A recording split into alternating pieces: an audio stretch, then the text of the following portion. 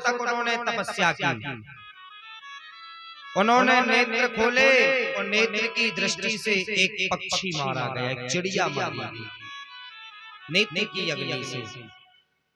महात्मा जी गांव की ओर आए तो गांव में भिक्षा मांगने लगे। सबसे पहले घर पर पहुंचे गृहस्थ धर्म में, गृहस्थी के घर पर पहुंचे और द्वार पर जाकर के कहने लगे भिक्षांति।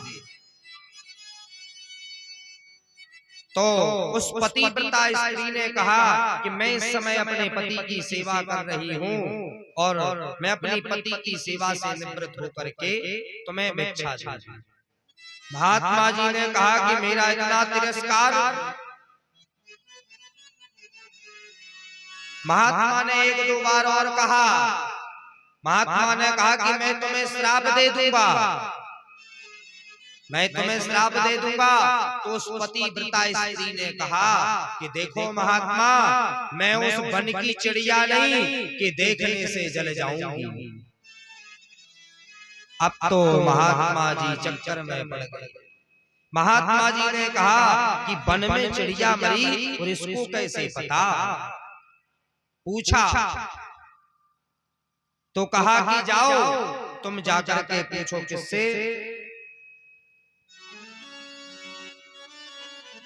बोले बनिया है, वहां पर व्यापार कर रहा है और दुकान पर बैठा हुआ है। बोले उससे जाकर उस बनिए के पास में गए तो बनिया ने कहा कि महात्मा जी अभी मुझे टाइम नहीं है, तुम किसी दूसरे से जाकर के पूछो। बोले तुम्हें उस स्त्री ने भेजा होगा मेरे पास।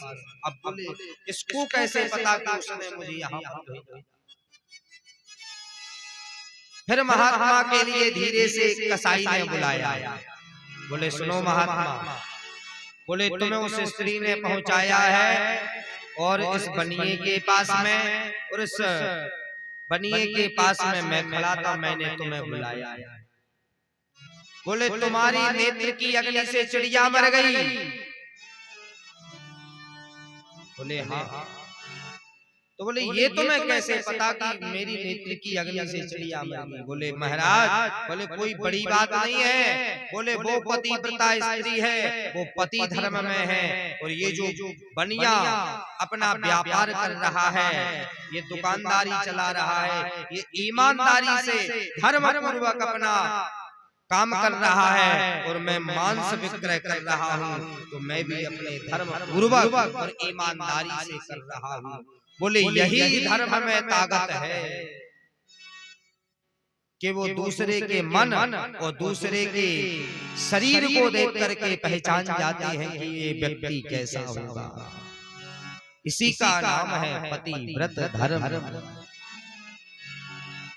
तो